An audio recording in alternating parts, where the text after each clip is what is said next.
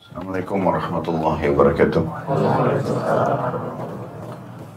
Alhamdulillah, selalu saja lisan orang beriman memuji Allah Subhanahu wa Ta'ala, yang dia sangat yakin bahwasanya memang la ilaha illallah, tidak ada Tuhan yang berhak untuk disembah, ditunduki, dipatuhi, dicintai dan ditakuti kecuali Allah, yang telah menjanjikan dengan kalimat Alhamdulillah ini segala kebutuhan untuk roda kehidupan di muka bumi ini akan dipenuhi. Maksud dalamnya adalah selesainya permasalahan yang sedang dihadapi dalam problematika kehidupan di muka bumi ini. Maka sebagai orang muslim selalu saja kita mengucapkan Alhamdulillah. Jadi kita panjatkan selanjutnya salawat dan taslim, salam hormat kita penuh dengan cinta dan rindu kepada manusia yang telah disempurnakan jalur nasabnya, fisiknya, ilmunya oleh Sang Pencipta Allah. Manusia yang telah menutup seluruh risalah langit, tidak lagi Nabi dan Rasul setelahnya, yang menjadikannya sebagai suri tauladan, pasti akan seperti dengannya, karena buah tidak akan jauh dari pohonnya. Dan itu yang diperintahkan oleh Allah Subhanahu wa Ta'ala, agar setiap orang beriman menjadikan manusia terbaik ini sebagai suri tauladannya, karena dia sudah berhasil dan sukses menjadi seorang suami yang baik, ayah yang baik, sahabat yang baik, saudagar yang baik, politikus yang baik, semuanya berhasil. Dan ini adalah karunia dari Allah Subhanahu wa Ta'ala kepadanya. Dan mengucapkan satu kali salam hormat bagi orang-orang beriman kepada manusia terbaik ini akan dibalas oleh Allah Subhanahu wa Ta'ala 10 kali tambahan rahmat. Dan rahmat Allah sangat luas, maksud dalamnya adalah pengampunan dosa, peninggian derajat, dan juga pemenuhan segala kebutuhan. Maka wajar setelah memuji Allah, Alhamdulillah, kita selalu membacakan salawat dan taslim kepada Nabi besar Muhammad sallallahu alaihi wasallam. Melanjutkan bahasan kita Sahih Hadis Qudsi, semoga Allah berkahi. Dan kita masih membahas tentang fenomena hari kiamat. Dan saya sudah ingatkan pada pertemuan-pertemuan sebelumnya, rukun iman kita yang 6, salah satunya yang kelima adalah beriman kepada hari kiamat. Dan beriman pada hari kiamat ini, rentetan pemahamannya adalah mulai dari kematian, prosesinya, adanya malaikat bercabut ruh, dan ada istilah husnul khatimah dan su'ul khatimah, yang penutupan yang baik dari kehidupan di muka bumi ini, dan penutupan yang buruk. Itu tergantung, kalau orang menutup dengan amal salih berarti dia husnul khatimah, kalau dia menutup dengan kemaksiatan kepada Allah maka su'ul khatimah, wa na'udzubillah. Kemudian prosesi setelah itu, naiknya ruh ke langit setelah dicabut, kemudian itu diturunkannya kembali ke kuburan, lalu adanya proses malaikat menanyakan pertanyaan dalam kuburan yang sudah masyhur, siapa Tuhanmu, siapa manusia atau laki-laki yang diutus kepadamu itu, siapa nabimu, dan apa peganganmu atau kitabmu. Kemudian kalau orang mukmin akan mudah menjawab, kalau orang kafir atau fasik dia tidak bisa menjawabnya. Lalu kemudian orang beriman akan menjadi kuburannya taman dari taman surga, karena Allah Subhanahu wa Ta'ala berfirman setelah dia bisa berhasil menjawab dengan malaikat, bentangkan kuburan hambaku ini seluas pandangan matanya, dan bentangkan permadani surga untuknya, maka sampailah kepadanya bau wanginya surga itu. Kalau dia orang fasik atau orang kafir, maka akan dibentangkan baginya jalan menuju ke neraka atau dari neraka. Dalam semua riwayat dikatakan permadani dari neraka, artinya tikar dari neraka yang membakarnya, maka sampailah kepadanya siksaan tersebut, sebagian dari siksaannya dan bau busuknya. Maka jadilah bagi orang beriman kuburnya taman dari taman surga, dan orang kafir dan fasik lubang dari lubang neraka. Walaupun kita yang masih hidup ini menyaksikan itu batu nisan dan tanah, tapi itu adalah hakikatnya ada kehidupan. Kita sudah jelaskan juga di antara dalil yang jelas masalah itu, bagaimana kita kalau sholat jenazah di 4 kali takbir, di takbir yang pertama membaca Al-Fatihah saja tanpa surah dan iftitah, takbir kedua membaca salawat kepada Nabi SAW, takbir ketiga mendoakan si mayit, takbir keempat mendoakan diri kita tentunya. Takbir ketiga ini diantara doanya adalah Allah marzuqhu daran khairan min darihi. Ya Allah karuniakan dia rumah lebih baik daripada rumahnya di dunia. Itu mendoakan orang yang mati akan diantar ke kuburan tadi. Dan di sana ada kehidupan. Warzuqhu ahlan khairan min ahlihi. Karuniakan dia keluarga lebih baik daripada keluarganya. Warzuqhu jaran khairan min jiranihi. Dan karuniakan dia tetangga lebih baik daripada tetangganya di dunia. Jadi kita kalau lewat kuburan kita disunnahkan membaca Assalamualaikum daral qaumin mu'minin. Keselamatan buat kalian wahai penghuni negeri orang-orang beriman. Antumus sabiquna wa nahnu insyaallah bikum lahiqun. Kalian telah mendahului kami dan kami akan menyusul kalian. Ghafarallahu al-mustaqimina minkum wal mustakhirina minna. Semoga Allah mengampuni orang-orang di antara kalian telah mendahului kami dan orang-orang kami akan menyusul kalian. Jadi ini semua adalah menandakan memang ada kehidupan di sana. Kemudian akan ada proses pembangkitan pada hari kiamat. Dan sudah kita jelaskan panjang lebar hadis-hadis sebelum ini tentang masalah bagaimana caranya proses pembangkitan atau prosesi pembangkitan itu.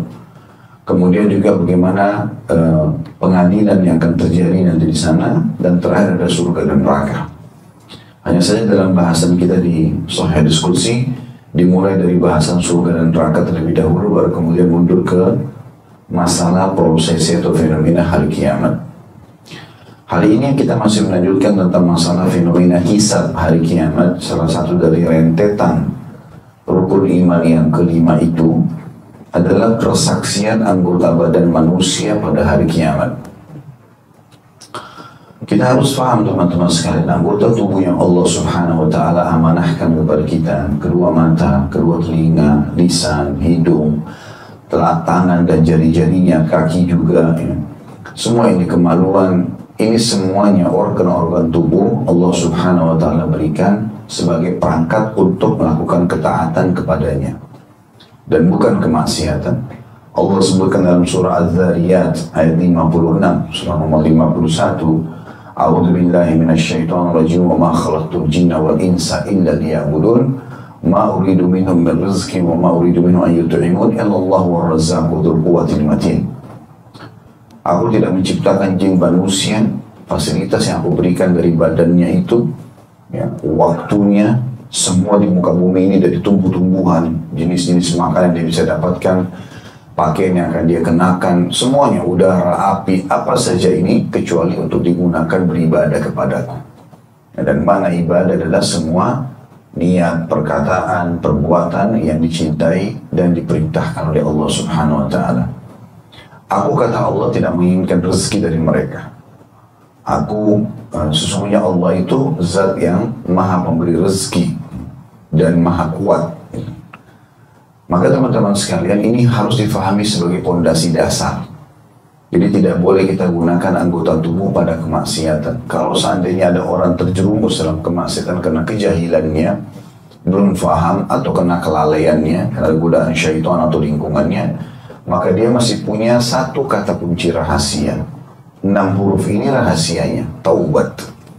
Taubat kepada Allah SWT artinya betul-betul ingin kembali kepada ketaatan Allah dengan meninggalkan kemaksiatannya tanpa harus memperdulikan lagi ya konsekuensinya apa. Intinya saya sudah bertaubat, saya harus meninggalkan semua kemaksiatan tersebut dengan tulus kepada Allah SWT. Allah akan perbaiki keadaannya. Allah Subhanahu wa ta'ala akan memperbaiki keadaannya. Dan bagi seseorang yang Allah tidak membuka kesalahannya di dunia, dia diharamkan membuka kepada orang lain. Tidak boleh. Makanya kata Nabi SAW dalam hadis Bukhari, sesungguhnya manusia yang paling buruk kedudukannya di sisi Allah pada hari kiamat adalah seseorang yang Allah tutupin kesalahannya, lalu dia membongkarnya sendiri. Ya, kalau orang berzina tidak ada yang tahu sama sekali, dosa besar, baik dia taubat kepada Allah SWT, tutupin, tidak boleh dia buka lagi. Ada orang semalam suntuk, Allah tutup aibnya, tidak ada yang tahu. Besok pagi dia ke kantor cerita sama orang. Kenapa harus cerita? Dia tidak dibutuhkan untuk menceritakan itu. Baik itu kita mengerjakan amal soleh karena bisa ria, atau kita berbuat dosa karena bisa mendatangkan murkahnya Allah. Kok sudah melanggar masih cerita lagi, gitu?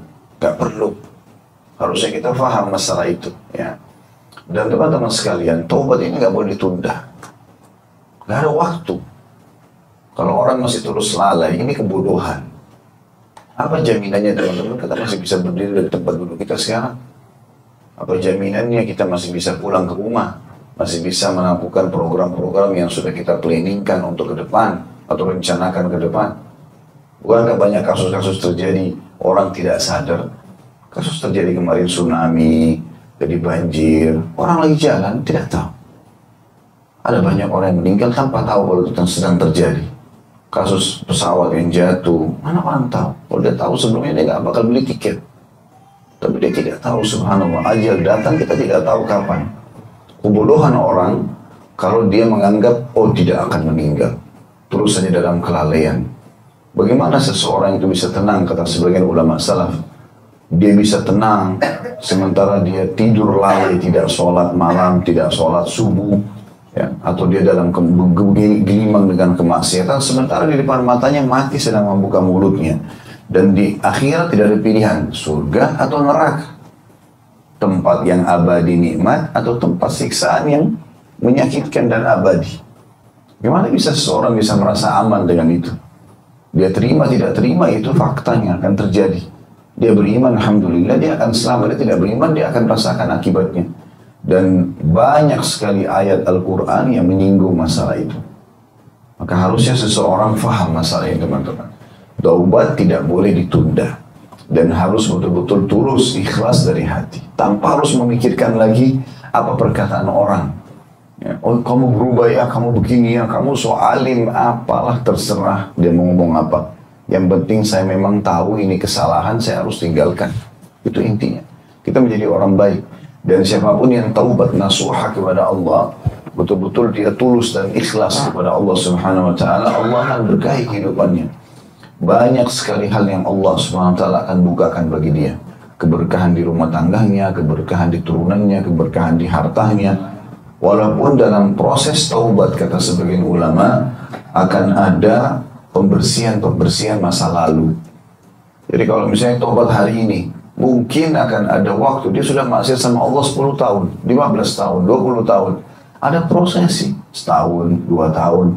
Tapi dalam proses 1 tahun, 2 tahun itu mungkin masih ada kendala-kendala yang dihadapi. Tapi kalau sudah bersih bekas-bekas dosanya, maka dengan sendirinya, seperti mobil yang sedang melewati becek yang banyak, sekarang sudah dapat jalan raya yang mulus dan licin. Maka itu prosesi pembersihan. Kata Nabi SAW dalam hadis riwayat Muslim, tidak ada seorang muslim yang tertimpa rasa sumpah, sedih, gangguan orang, penyakit, ya, bahkan duri yang menusuk tubuhnya kecuali jadi pembersihan dosa-dosanya. Jadi memang ada prosesi pembersihan itu. Umar bin Khattab radhiyallahu anhu mengingatkan diri dan mengingatkan kita semua. Dan subhanallah saking ikhlasnya beliau menyampaikan ini sampai kepada kita di pagi ini pun. Mungkin akan terus dibahas oleh para dai-dai di seluruh dunia. Beliau mengatakan, hasibu anfusakum qabla an tuhasabu wazinu a'malakum qabla an tuzanu. Artinya, hisablah diri kalian sebelum kalian dihisab nanti hari kiamat. Jadi kita harus menghisab diri kita sendiri, apakah sudah baik atau tidak. Apakah kita sudah taubat atau belum? Apakah masih ada kemaksiatan yang kita lakukan atau tidak gitu. Dan timbanglah amal-amal kalian sebelum ditimbang nanti. Sampai sebagian kaum salaf itu melakukan muhasabah benar-benar kalau dalam sehari ada satu saja yang nyantol kepada dosa, itu sudah cukup membuat mereka gelisah, nggak bisa tidur. Khawatir nanti justru satu itu mengganggu amal soleh dia yang lain, walaupun amal solehnya lebih banyak. Maka harusnya kita tidak boleh tenang dengan maksiat-maksiat yang kita lakukan. Taubat tidak boleh ditunda. Salah satu hal yang berbahaya kalau orang tidak taubat teman-teman sebelum meninggal adalah persaksian anggota tubuhnya. Ini bahaya sekali. Kalau selama ini kita berbuat apa saja, kita masuk hotel berzina, berbuat apa saja, anggota tubuh kita seakan-akan mendukung kita. Padahal sebenarnya hanya karena tugasnya dia saja yang Allah Subhanahu Wa Taala sedang amanahkan. Tapi dia nanti hari kiamat akan berbicara, memberikan kesaksian. Kalau saya disalahgunakan ya Allah. Makanya harus hati-hati teman-teman. Kalau masih ingat pernah saya sampaikan beberapa kisah berhubungan dengan masalah bagaimana kalau orang menjaga anggota tubuhnya dalam ketaatan kepada Allah Subhanahu wa taala, maka Allah pun akan jaga anggota tubuh itu. Ya, di antaranya adalah kisah seorang syekh di Saudi yang pernah umurnya sudah hampir 80 tahun.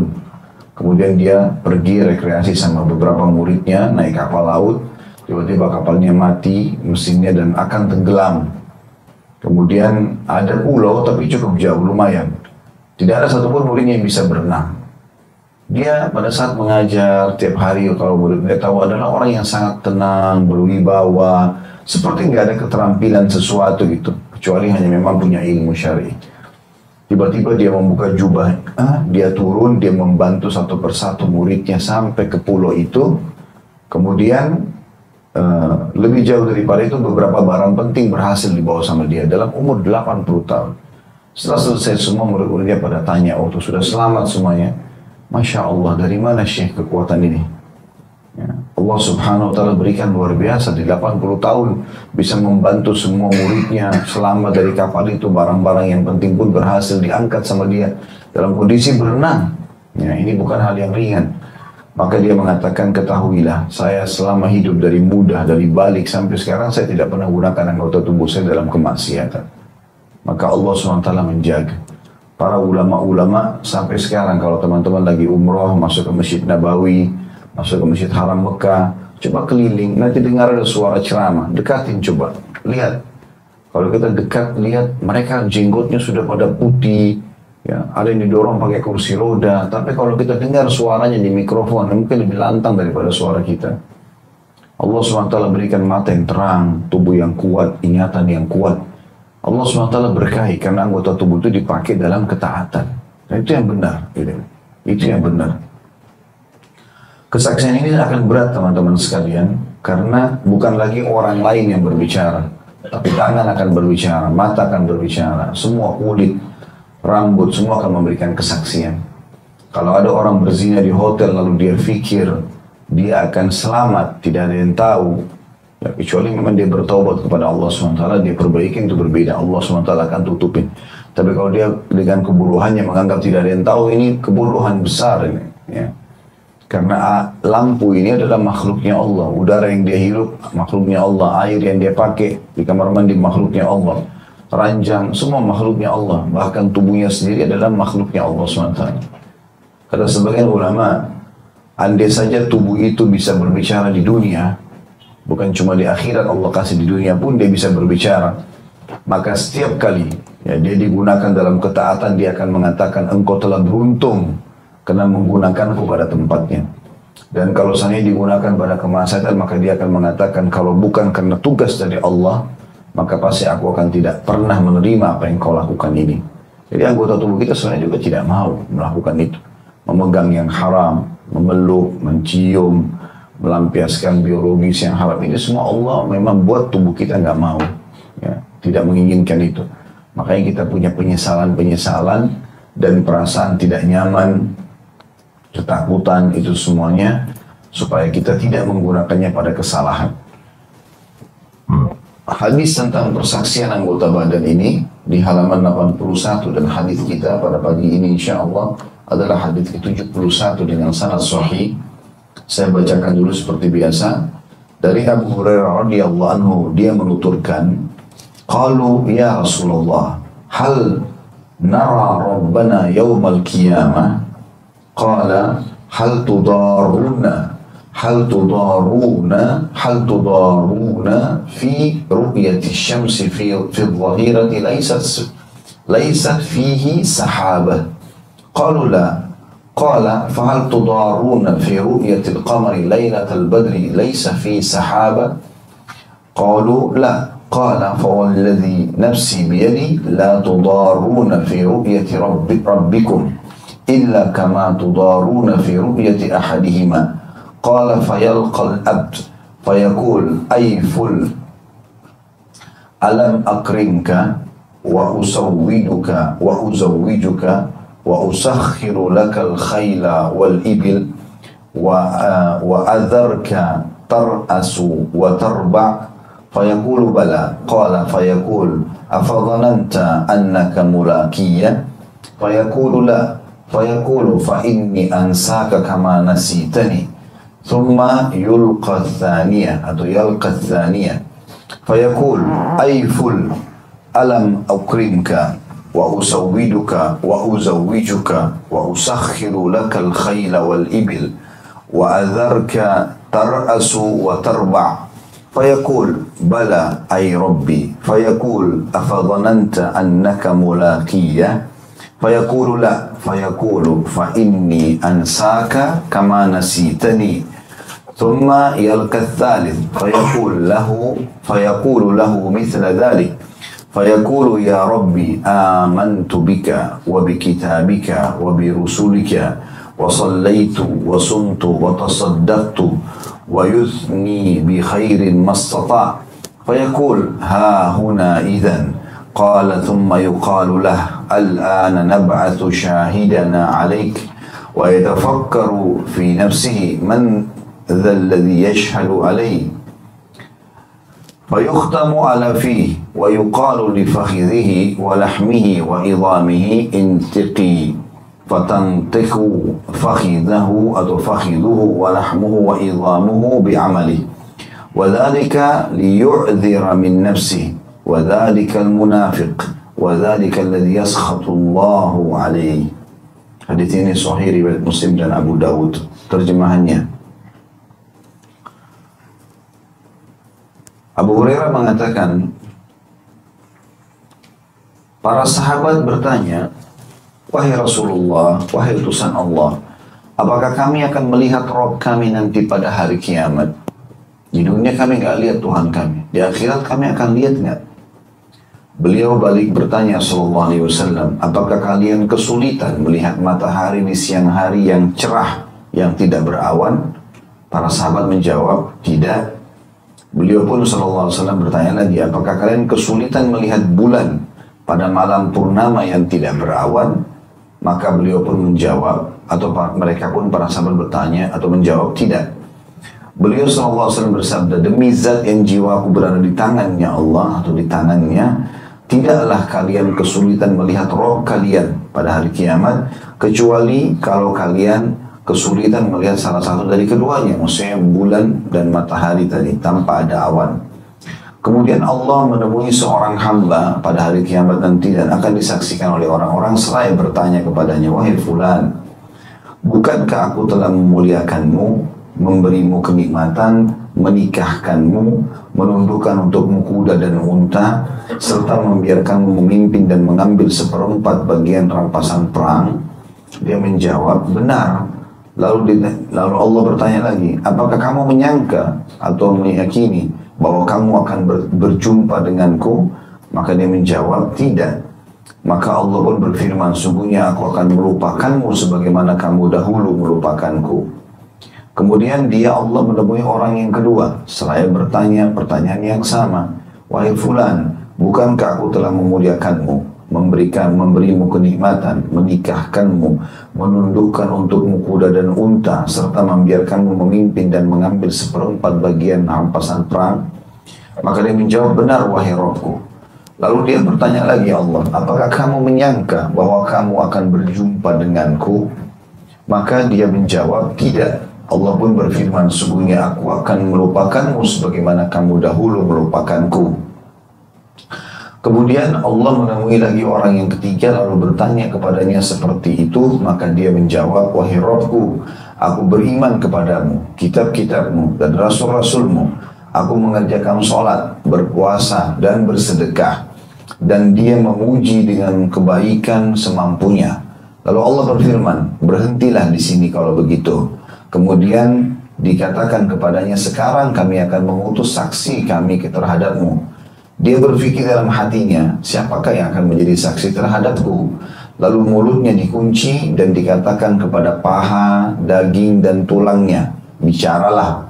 Maka berbicaralah paha, daging dan tulangnya tentang amalnya. Dan itu supaya dia tidak bisa beralasan tentang dirinya. Itulah orang munafik dan orang yang dibenci oleh Allah. Hadis ini seperti biasa teman-teman, kita akan coba bedah menjadi beberapa bagian. Yang pertama adalah Seseorang boleh bertanya kalau memang diperlukan, dan pertanyaan itu kalau berhubungan, terutama berhubungan dengan masalah hal yang perlu diketahui. Sebaliknya, kalau tidak perlu, tidak usah bertanya.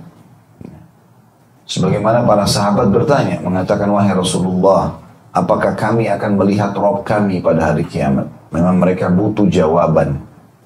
Jadi kalau kita butuh menanyakan sesuatu pada orang, misal dia mengenakan baju yang kita anggap bagus, kita tanya, beli di mana? Memang perlu, karena kita mau beli. Maka itu boleh. Atau kita sedang menanyakan sebuah alamat, atau menanyakan kabar, atau menanyakan ilmu, ada manfaatnya. Bahkan ulama mengatakan adab dalam bertanya adalah tanyakan ke diri sendiri sebelum tanya ke orang lain. Perlu nggak pertanyaan itu? Karena kadang-kadang ada pertanyaan yang menyudutkan orang. Ya, mungkin orang tidak suka. Kalau semua orang kita tanyakan, kamu beli baju di mana? Kamu pakai baju apa? Kamu dari siapa baju ini? Nanti orang itu nggak suka. Mungkin pinjaman tetangganya. Dan kita nggak tahu. Mungkin dia lagi nggak punya baju, dia pinjam, lalu ditanya, dia jadi nggak suka, nggak enak gitu kan. Atau ada orang memang tipologinya nggak suka ditanya keluarganya, gitu kan? Mana istri kamu nggak ikut? Mungkin dia cerai, mungkin istrinya ada masalah sama dia, mungkin sudah meninggal, mungkin sesuatunya. Jadi kalau kita anggap perlu, ada hubungannya juga dengan kita, silahkan saja, gitu kan. Kita seorang dosen, ada murid mahasiswa nggak datang, nanya kenapa orang ini nggak datang, selesai. Memang sebatas itu saja. Atau kita mau tanya alamat atau sesuatu yang penting, tadi saya bilang kalau tidak penting maka tidak usah ditanya. Makanya Nabi SAW mengatakan dalam hadis yang sahih tentang adab dan tata krama seorang muslim, min husni islamil mar'i tarkuhu ma la ya'ni. Termasuk kesempurnaan Islam seseorang adalah dia meninggalkan pertanyaan yang tidak diperlukan. Atau dia meninggalkan sesuatu tidak berguna bagi dia. Tidak ada urusannya. Ya. Bahkan Allah Subhanahu Wa Taala melarang para sahabat di awal-awal turunnya wahyu untuk banyak bertanya. Allah sudah turunkan, kerjakan saja. A'udzubillahi minasyaitonirrajim. La tas'alu an asya in tubda lakum tasukum. Hai orang beriman, jangan bertanya sesuatu yang kalau nanti kalian banyak bertanya bisa menyulitkan kalian. Kalau masih ingat kisah Bani Israel, surah Al-Baqarah. Ya. Ada yang mati, lalu mereka datang kepada Nabi Musa AS mengatakan, Musa, kami mau tahu siapa yang bunuh orang ini. Maka Allah SWT ingin menguji iman mereka. Allah SWT mengatakan pada Musa, suruh mereka sembelih sapi, daging sapinya tepuk ke orang mati itu, nanti orang mati itu akan bicara. Wahyu. Maka mereka ragu, benar gak ini? Masa daging sapi disembeli, disepuk ke orang lalu bisa ngomong pembunuhnya siapa? Karena ragu mereka banyak bertanya. Dan Allah sebutkan dalam surah Al-Baqarah, Al-Baqarah sapi betina, warna apa, seperti apa, jadi sulit. Akhirnya Allah SWT persulit mereka. Sapi betina, warnanya kuning-kuning, kemas-emasan, tidak pernah dipakai bajak. Setiap orang lihat suka. Jadi repot. Kata para ulama tafsir, andai saja Bani Israel waktu itu sembeli walaupun sapi pincang di awal, lalu mereka tepuk, selesai. Tapi sudah seperti itu. Ya. Makanya teman-teman, pertanyaan ini ada adabnya. Kalau diperlukan, kalau tidak, nggak usah. Ya. Perlu, kita tanya. Enggak. Apalagi kalau kita bisa masuk ke zona orang lain, berbahaya. Pertanyaan ini penting. Apakah kami akan melihat Rabb kami di dunia? Ini mengandung hukum sebenarnya. Berarti memang Allah SWT tidak dilihat di dunia, ya, tidak dilihat di dunia. Bahkan Nabi SAW waktu sedang Isra dan Mi'raj, ya, naik ke langit menerima perintah salat, pernah ditanya oleh Aisyah radhiyallahu anha dalam hadis Bukhari, ya Rasulullah, hal tara rabbak, wahai Rasulullah, apakah anda sempat melihat Tuhan anda pada saat itu? Maka Nabi SAW menjawab, Allahu nurun ala nur anna arah. Allah itu cahaya, bagaimana saya bisa melihatnya? Jadi memang Nabi SAW memastikan kalau Allah akan dilihat nanti di akhirat. Nabi Musa AS pernah minta kepada Allah SWT agar memperlihatkan dirinya. Allah sudah bilang, kau tidak akan mampu hai Musa, tapi Musa mau lihat. Maka Allah SWT mengatakan, lihatlah ke arah gunung-gunung batu itu. Andai saja gunung-gunung batu itu bisa menampung kedatanganku, maka aku akan bisa melihatku. Waktu Nabi Musa arahkan pandangan matanya, gunung-gunung hancur lebur, gunung-gunung tersebut bertabrakan satu sama lain di depan Musa alaihissalam. Saking takutnya pingsan Nabi Musa alaihissalam. Begitu beliau bangun, lalu beliau mengatakan, aku beriman kepadamu ya Allah. Yang Allah SWT belum dilihat di dunia. Dan mata manusia belum mampu untuk menjangkau melihat itu. Memang kelebihan kita. Masih banyak sesuatu yang di muka bumi ini yang tidak bisa kita lihat. Tidak bisa kita rasakan. Seperti perasaan kita misalnya. Kita bisa rasa suka, sedih. Ya. Kita bisa rasa ngantuk, lapar, haus. Tapi kita nggak bisa lihat wujudnya. Biar dirasakan, berarti ada memang. Gitu kan. Itu kelemahan mata manusia. Memang begitu. Wajar. Ada hal-hal yang kecil mungkin di karpet ini kita tidak bisa lihat, ada semut atau ada debu, nggak bisa kita lihat. Karena kecilnya, kecuali menggunakan alat-alat tertentu misalnya. Maka ini memang kelemahan mata manusia, wajar ya. Jadi kalau orang menantang, naudzubillah, jangan sampai terjadi, mengatakan Allah nggak bisa kelihatan kok. Bagaimana saya bisa beriman dengan yang tidak kelihatan? Maka ini seperti membantah fitrah dia sendiri. Padahal banyak di sekitar dia tidak bisa dilihat, tapi dia bisa rasakan. Ya, perasaan-perasaan dia tadi sudah jelas, ya, banyak sekali. Maka ini berhubungan dengan masalah pertanyaan tadi. Ya, di sini Nabi SAW juga menjelaskan dalam hadis yang lain, kalian akan melihat pertama kali Tuhan kalian nanti di mahsyar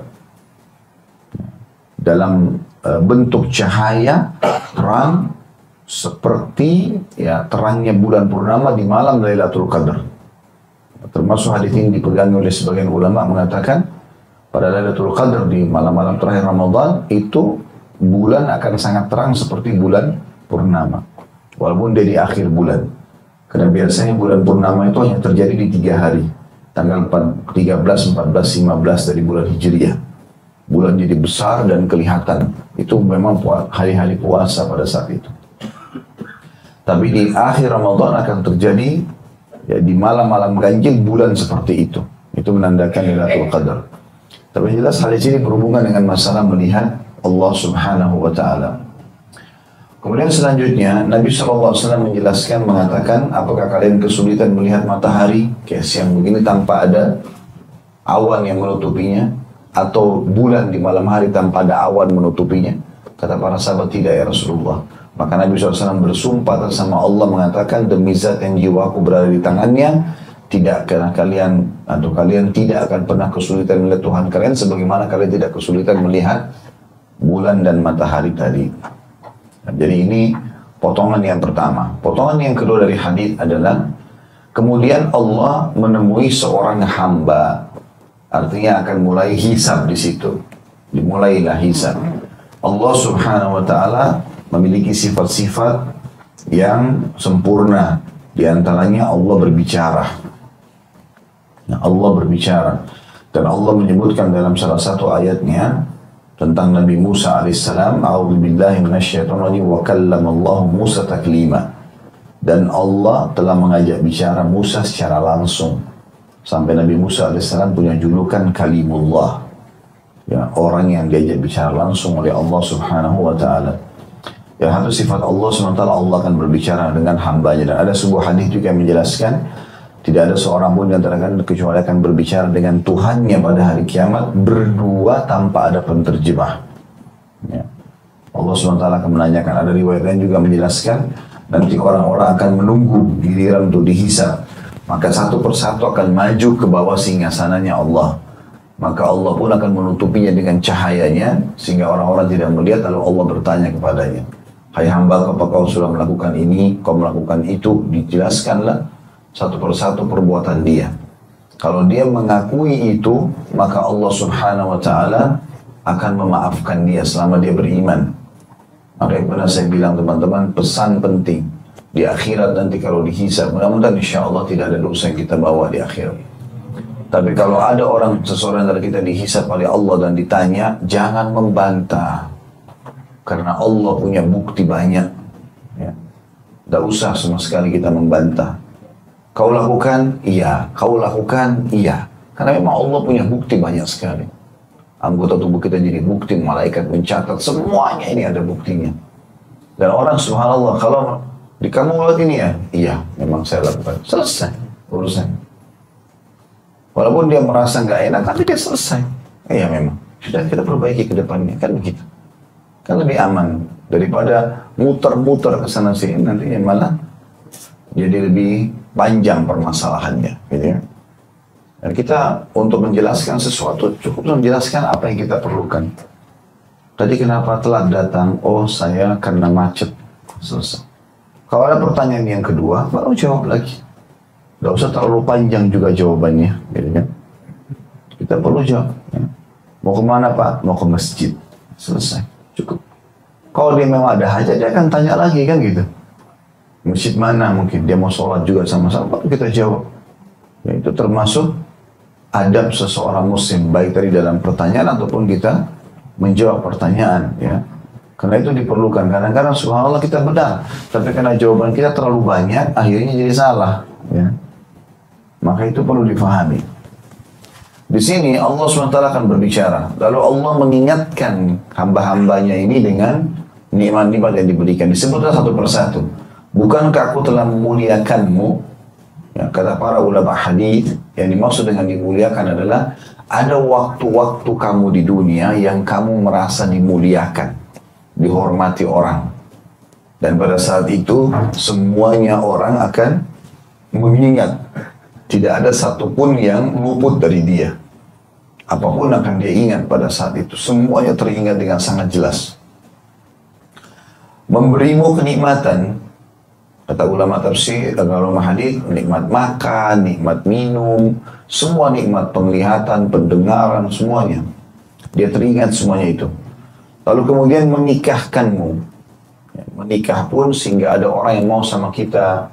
Lalu kita bisa melakukan biologis, kita punya keturunan, itu semua dengan kekuatan dan daya dari Allah, nggak ada dari kita. Jangan sampai teman-teman muncul rasa sombong dalam hati kita, kita menganggap kita lah yang mampu melakukannya. Nggak bisa. Kalau Allah tidak izinkan, demi Allah tidak akan bergerak jari ini satupun. Ya. Allah subhanahu wa ta'ala yang memudahkan kita untuk menggerakkan jari. Munculnya ide untuk melangkah. Lalu Allah yang memberkahi sehingga bisa menjalankannya. Allah subhanahu wa ta'ala yang mudahkan semua. Maka teman-teman harus peka melihat nikmat-nikmat Allah. Setiap apapun yang bisa kita lakukan, kita harus tahu itu adalah karunia dari Allah subhanahu wa ta'ala. Saya pernah merasa kurang enak badan.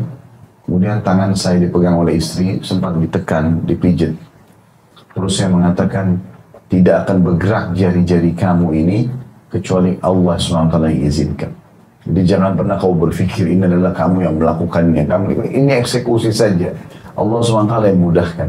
Kalau Allah tidak mau, tidak akan terjadi itu. Tidak ada daya dan kekuatan kecuali milik Allah. Ada beberapa doa yang diajarkan oleh Nabi SAW kepada kita berhubungan dengan masalah itu. Seperti kalau kita pakai baju baru misalnya. Atau kita menggunakan baju. Alhamdulillahilladzi kasanihi hadat thawb wa razaqani min ghairi haulin minni wala quwwah. Segala puji bagi Allah yang telah mengenakan baju ini padaku. Padahal secara mata, kasat mata kita yang pakai kan gitu. Tapi doa ini mengajarkan kepada kita segala puji bagi Allah yang telah mengenakan pakaian ini padaku dan menakdirkannya sebagai rezekiku tanpa ada daya dan kekuatan dariku. Bahkan dalam masalah makanan, saya kadang-kadang kalau lagi makan dengan beberapa ikhwan, saya bilang setelah selesai makan, mau nggak? Sudah kenyang, dapat pengampunan dosa. Oh ya mau Ustaz. Ya ada hadisnya. Kata Nabi SAW, siapa yang selesai makan, membaca Alhamdulillahilladzi at'amanihi. Segala puji bagi Allah yang telah menjadikan makanan ini sebagai makananku. Wa razaqanihi. Dan menjadikannya rezeki untukku. Min ghairi haulin minni wala quwwah. Tanpa ada daya dan kekuatan dariku. Maksudnya tidak akan mungkin ada ideku mau makan ini, ada perasaan suka, bisa membedakan mana manis mana pedas, bisa tahu ukuran ini sudah cukup atau masih lapar, masih butuh tambah, ya. Terus apalah memilih suasana tempatnya segala macam ini kecuali daya dan kekuatan dari Allah. Maka harusnya faham poin-poin seperti ini sehingga tidak ada kesombongan yang membuat Qarun, salah satu kaum Nabi Musa alaihissalam yang dibinasakan oleh Allah justru karena itu dulu orang miskin minta kepada Nabi Musa alaihissalam untuk diberikan karunia supaya Allah SWT bukakan rezeki. Allah SWT, Nabi Musa AS berdoa, Allah mudahkan dia faham bagaimana cara mengelola emas. Sampai mulai jadi maju, berhasil, mulai badannya kurus, susah sekali, jadi gemuk mulai. Terus tiba-tiba sombong. Bahkan dalam Al-Quran diceritakan saking suksesnya dia, sampai Allah tidak gambarkan jumlah emasnya, tapi Allah gambarkan kunci untuk buka gudangnya. Kita umumnya kunci-kunci kecil-kecil kan. Tapi Qarun diceritakan dalam Al-Quran, untuk kunci buka gudangnya itu butuh banyak laki-laki yang kekar-kekar. Untuk mikul kuncinya saja. Kalau begitu gudangnya seperti apa besarnya?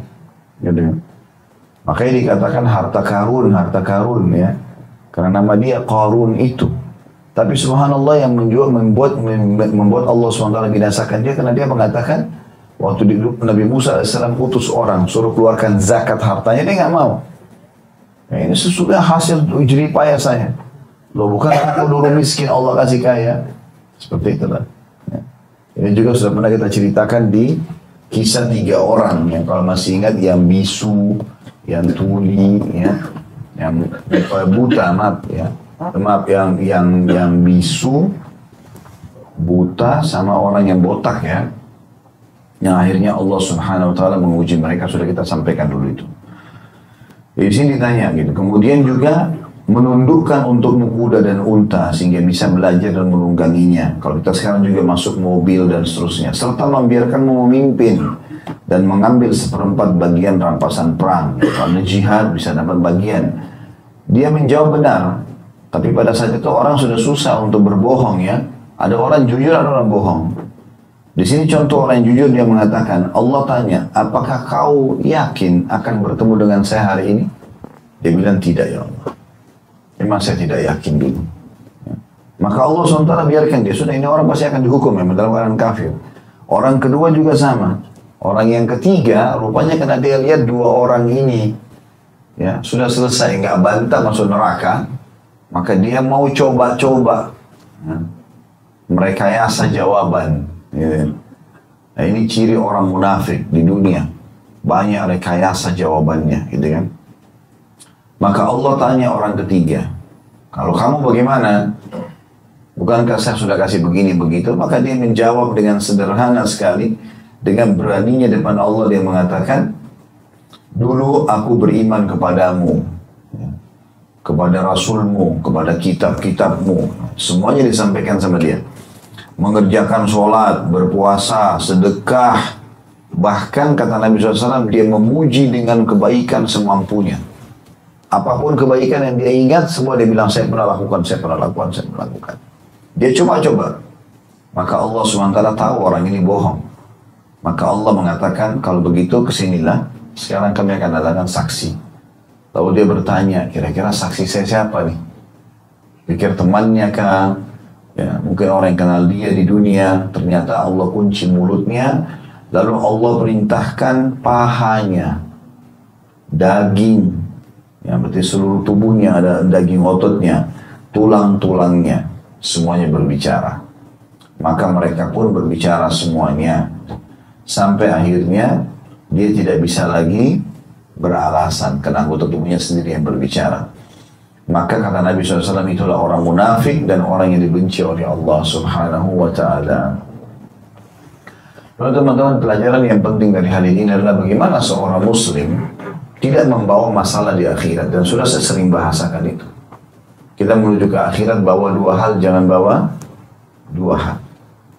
Bawalah 2 hal, amal soleh dan teman yang soleh. Sibuk dari amal soleh ke amal soleh apalagi. Gak usah bilang saya dulu sekian tahun buat dosa, amal saya masih sedikit. Udah beramal saja. Allah itu menilai ketakwaan kita. Bagaimana kita patuh nggak gitu. Kita tidak tahu, subhanallah. Ada orang bahkan tidak pernah sujud sekalipun, Allah SWT berikan dia surga. Kuasa Allah SWT, rahmatnya Allah luas. Allah tahu niat kita. Makin ikhlas, makin tulus, maka makin baik Allah berikan kepada kita. Maka harus paham itu. Begitu juga dengan lingkungan kita, harus orang-orang baik. Saya sudah pernah ingatkan, saya ingatkan kembali, nanti pada hari kiamat akan ada orang-orang beriman masuk ke dalam surga. Ya. Lalu mereka tiba-tiba Allah buat mereka ingat teman-temannya. Ini rahmat Allah yang luas.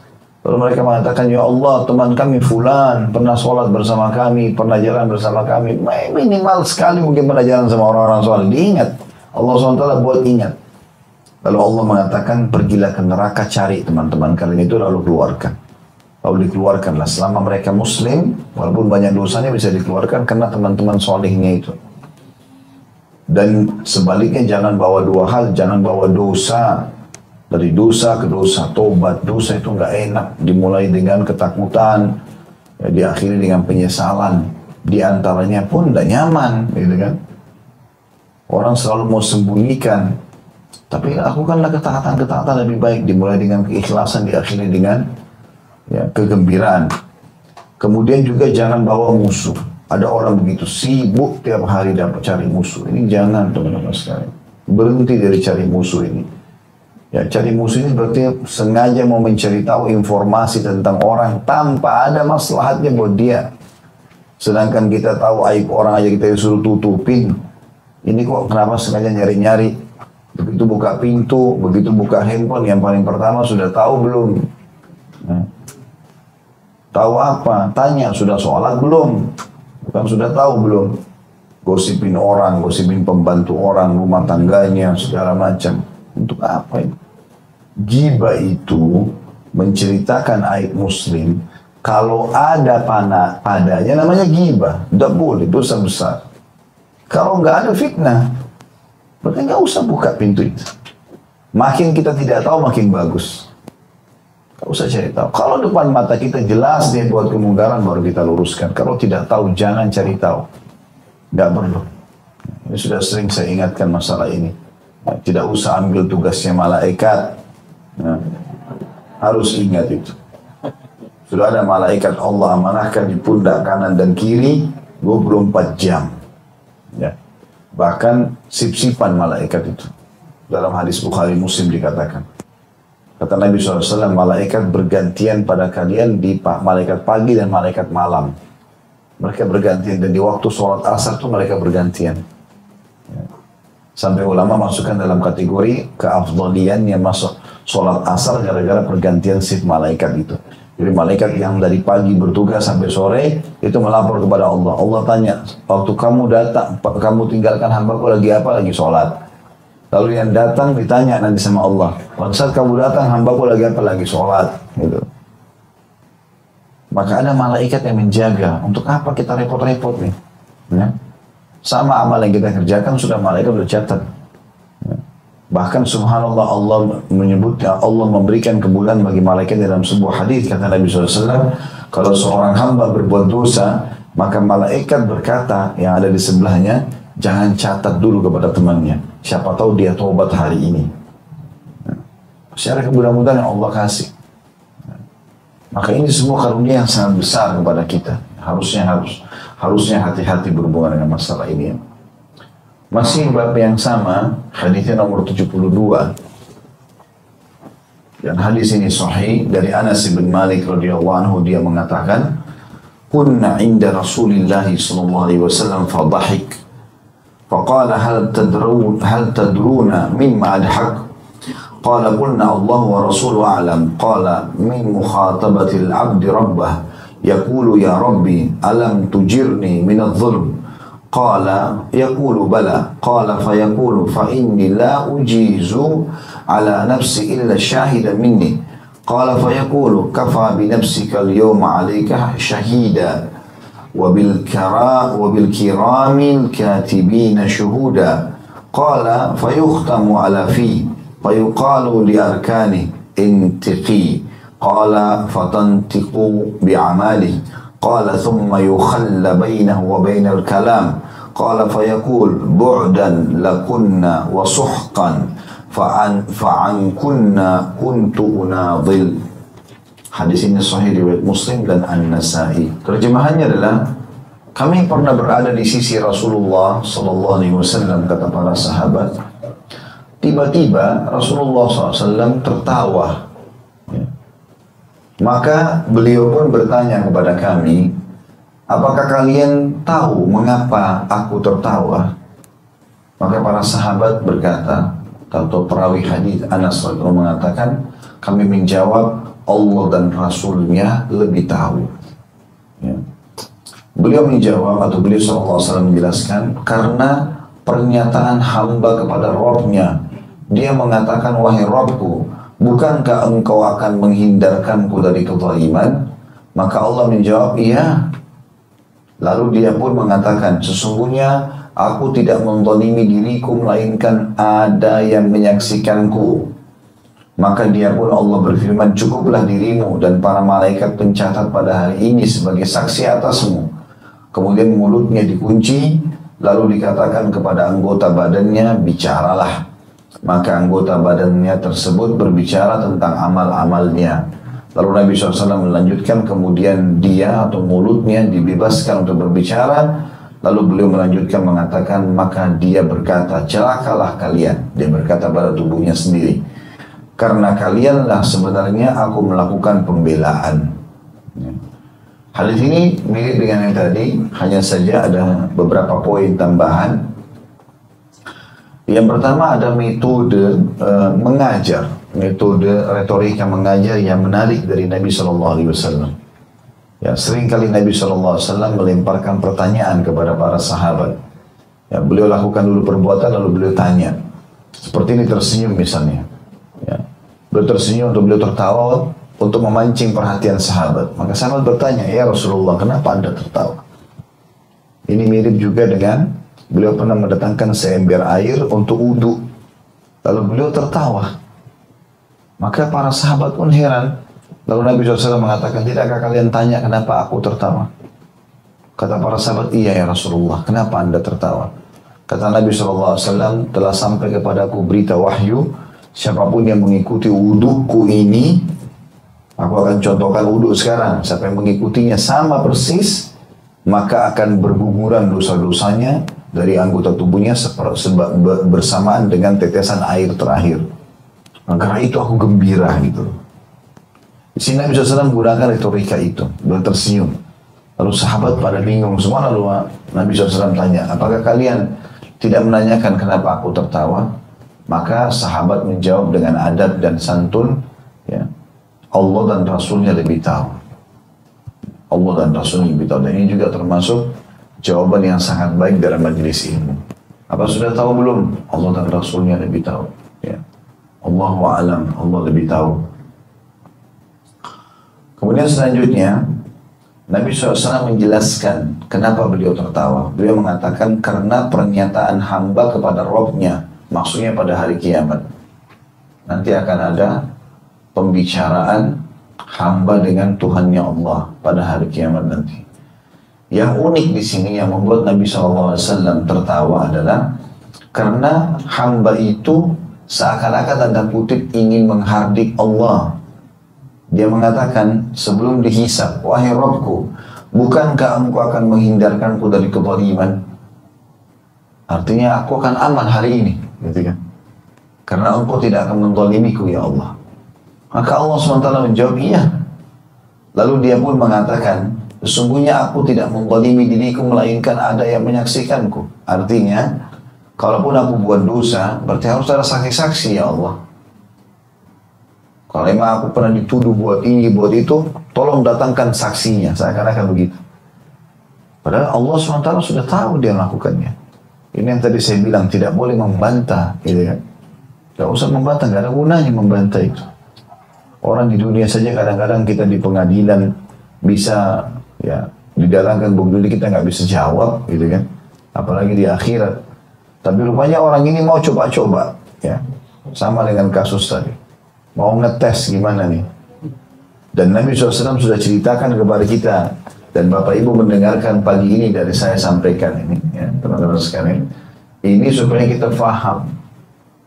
Alhamdulillah Nabi SAW menyampaikan dalam hal ini. Dan kita sudah berhasil Allah mudahkan hal ini untuk mempelajarinya. Supaya faham. Jangan jadi seperti orang ini.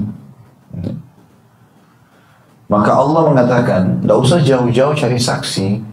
Cukuplah para malaikat pencatat amalmu dan juga anggota tubuhmu. Gitu kan? Kemudian ditutuplah mulutnya, lalu dikatakan kepada anggota badannya. Ini lebih umum lagi. Kalau tadi hadis sebelumnya itu adalah dagingnya, tulangnya, ya.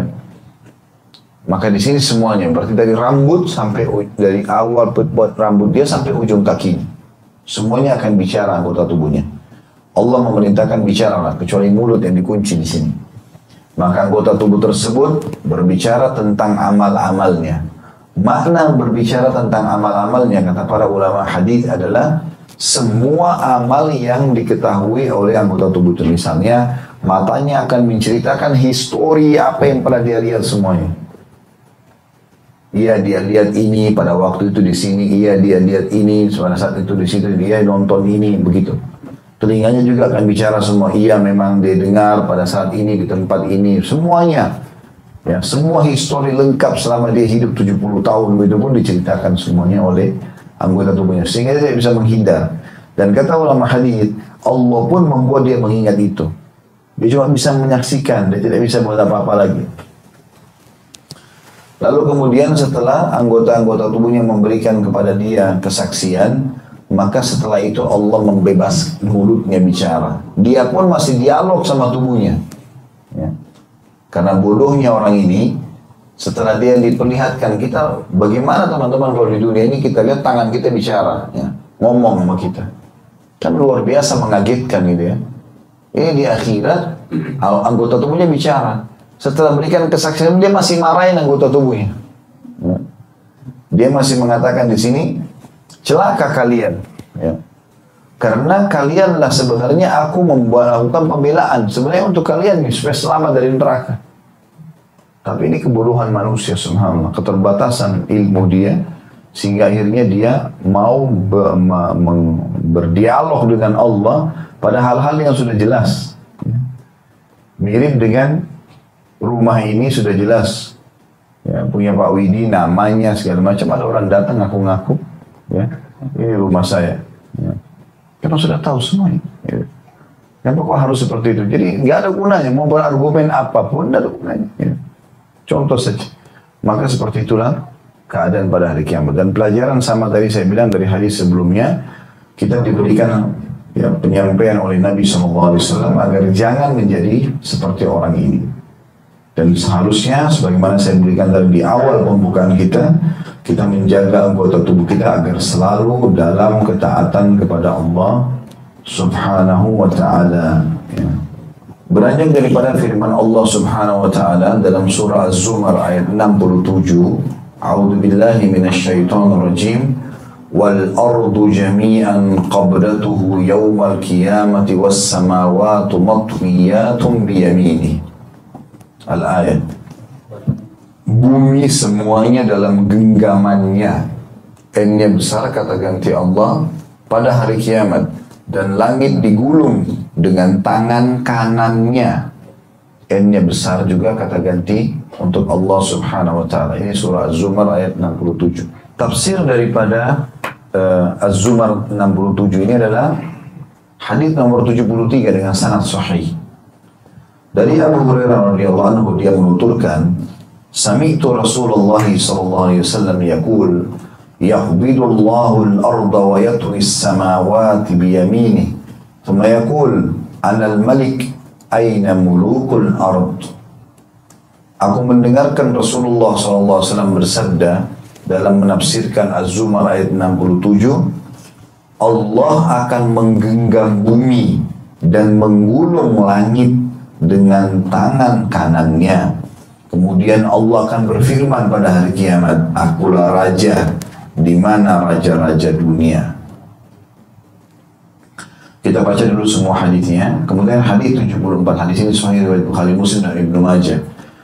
Hadis masih bab yang sama nomor 74 dengan sanad sahih dari Ibnu Umar radhiyallahu anhu dari Rasulullah SAW bahwasanya beliau bersabda, Inna Allah yaqbidu yawmal qiyamatil arda wa takunu as-samawatu biyamini thumma yaqulu anal malik.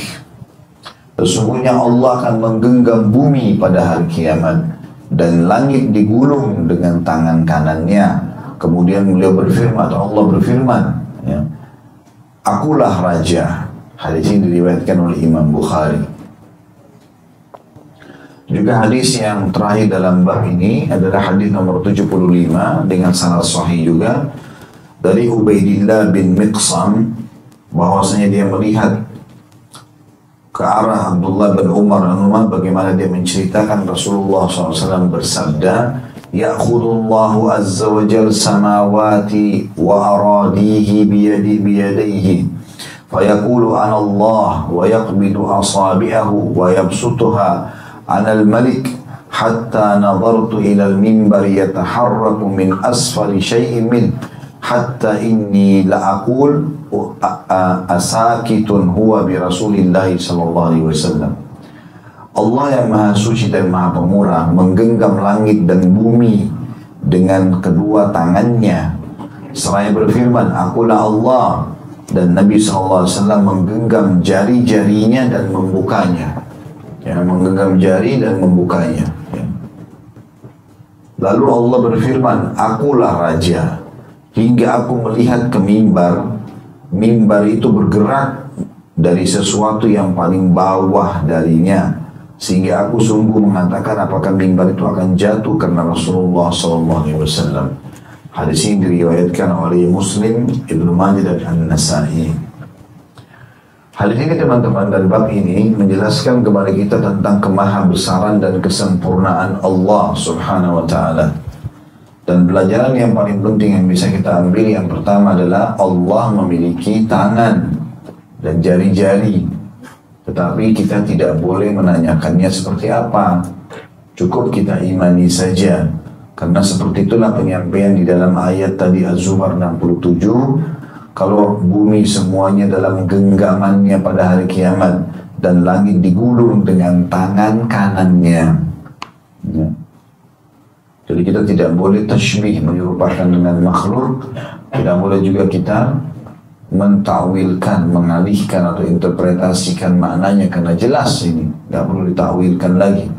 Tidak boleh juga kita ta'til, menolak.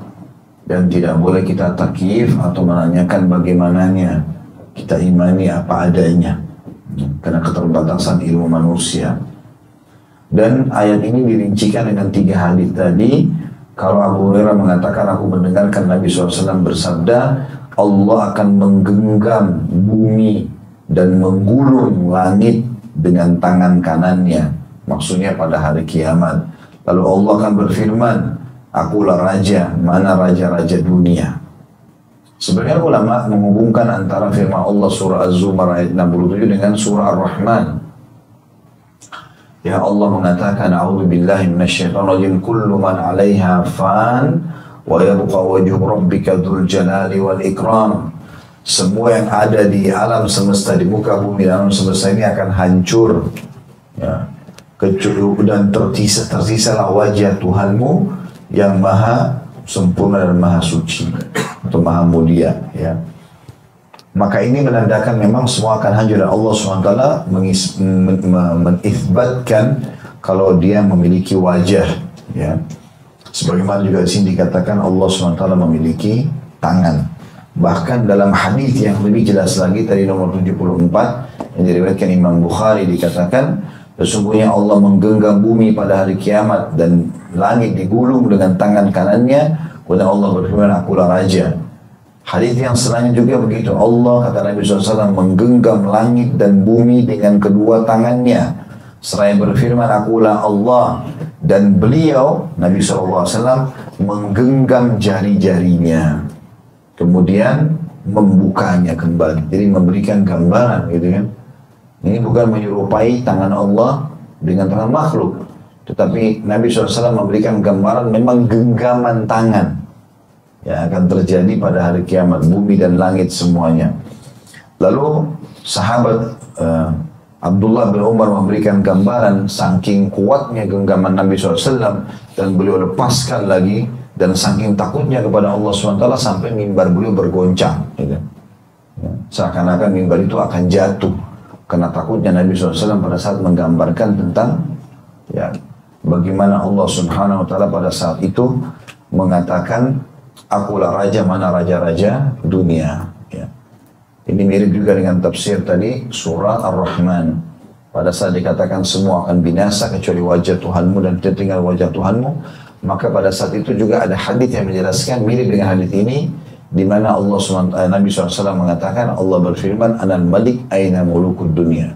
Akulah raja yang sebenarnya dan mana raja-raja dunia. Ini juga pelajaran penting teman-teman sekalian, kalau Allah sedang mengamanahkan kepada kita kerajaan, kedudukan, jangan menjadikan kita tambah sombong. Justru kalau kita diberikan amanah seperti itu, kita harus tahu ini adalah amanah Allah Subhanahu wa Ta'ala. Harus kita tahu maka akan bisa menjadi penolong kita menambah pahala dan rahmat Allah, atau justru jadi masalah buat kita.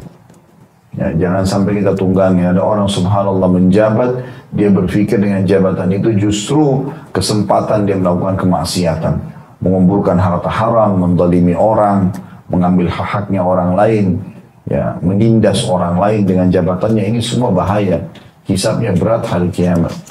Para kaum salafus saleh lari, ya, dari jabatan-jabatan itu karena takut hisab hari kiamat.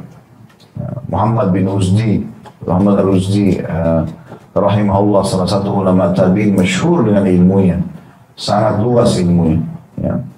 Itu berapa kali dipanggil menjadi hakim, harus dengan cara paksa lagi, dia tidak mau. Sampai akhirnya khalifah waktu itu memutus, kepala aparatnya datang dan mengatakan, sumpah di depan dia, demi Allah kau harus jadi hakim. Orang seperti kau nggak boleh lolos, harus jadi hakim. Ini pemerintah. Atau kalau tidak aku akan cambuk kamu 300 dirham. Dalam kondisi dia melihat tidak ada pidana, maka dia mengatakan, sesungguhnya yang mengadab di akhirat, ya, yang mengadab di dunia lebih ringan daripada yang mengadab di akhirat. Pukul saja ini punggungku, pukul saja. Saya menerima dicambuk 300 kali daripada nanti saya zalimi orang, akhirnya saya dihukum sama Allah pada hari kiamat. Mereka saking fahamnya hisabnya Allah SWT hari kiamat, maka mereka berhati-hati sekali. Ali bin Abi Thalib radhiyallahu pernah waktu menjabat jadi khalifah, dikasih istana yang mewah, lalu disuruh tinggal. Lalu Ali bin Abi Thalib langsung mengalihkan wajah dari sambil mengatakan, sungguh ini akan berat hisabnya hari kiamat. Lalu dia tinggalkan. Jadi mereka coba menghindari. Kalau kita subhanallah malah berlumba-lumba, yang mengejar, sampai sudah tidak harus tahu, tidak ada lagi batasan mana halal, mana haram. Yang penting saya bisa menjabat, saya bisa mendapatkan, saya bisa menikah, saya bisa begini dan begitu. Ini keliru ini, ya keliru. Tidak perlu semua itu teman-teman sekalian. Ingat, kapasitas kita sederhana. Tidur 1 kali 2 meter cukup. Makan mulut kita 2 sendok makanan, satu piring sudah cukup di perut kita. Ya. Tidak bisa lebih dari pakaian kita pakai 1-2 lembar. Lebih dari itu sudah keringatan. Ya. Tidak perlu banyak-banyak gitu loh. Artinya boleh kita nikmati, tapi jangan sampai kita mengambil sesuatu yang haram. Allahu a'lam. Baik, ini bahasan kita insya Allah. Dan kita akan lanjutkan nanti. Pertemuan akan datang dengan keluarnya sebagian orang yang masuk neraka dari neraka. Baik, begitu saja kita berdoa kepada Allah SWT, semoga majelis kita diberkahi olehnya, dan semoga seluruh amal tidak terkecuali yang pernah kita kerjakan, yang sedang kita kerjakan, yang akan kita kerjakan sampai menjelang ajal datang nanti diterima dengan pahala yang sempurna, dan semoga seluruh dosa tidak terkecuali. Kita sangat memohon kepada Allah SWT, dosa kecil, dosa besar, sengaja, tidak sengaja, samar ataupun nyata, diganti oleh Allah dengan kemahamurahannya menjadi pahala. Dan selalu kita doakan Indonesia, negara kita menjadi negara yang aman, tentram, damai. Seluruh umat Islam di bawah naungan ukhuwah Islamiyah, jangan perselisihan di antara mereka, dan dalam ibadah mereka kembali pada Al-Quran dan Sunnah. Dan semoga seluruh utang negara ini dilunasi oleh Allah Subhanahu Wa Taala, dikarunia pemimpin-pemimpin yang baik, yang membawa kepada ketaatan kepada Allah Subhanahu Wa Taala. Dan semoga Indonesia menjadi contoh bagi negara-negara yang lain. Dan selalu kita doakan saudara kita di Palestina, di Syria, di Yaman, di Irak, di Myanmar, di Aqsa, dimanapun mereka berada selalu tindas. Semoga Allah ikhlaskan niat mereka, terima para syuhada mereka, muliakan Islam di tangan mereka dan tangan kita semua. Dan semoga Allah ikut sertakan kita bersama mereka di pahala, baik dengan doa, dengan harta, juga dengan jiwa kita. Dan semoga Allah dengan kemahamurahannya, kita memohon dengan keikhlasan dari hati agar menyatukan kita semua di surga Firdaus yang tanpa hisab. Maksud yang disatukan dalam majlis ilmu yang mulia ini. Wa sallallahu ala nabiyina Muhammadin walhamdulillahi rabbil alamin. Subhanakallahumma bihamdika asyhadu an la ilaha illa anta astaghfiruka wa atubu ilaik. Wassalamualaikum warahmatullahi wabarakatuh.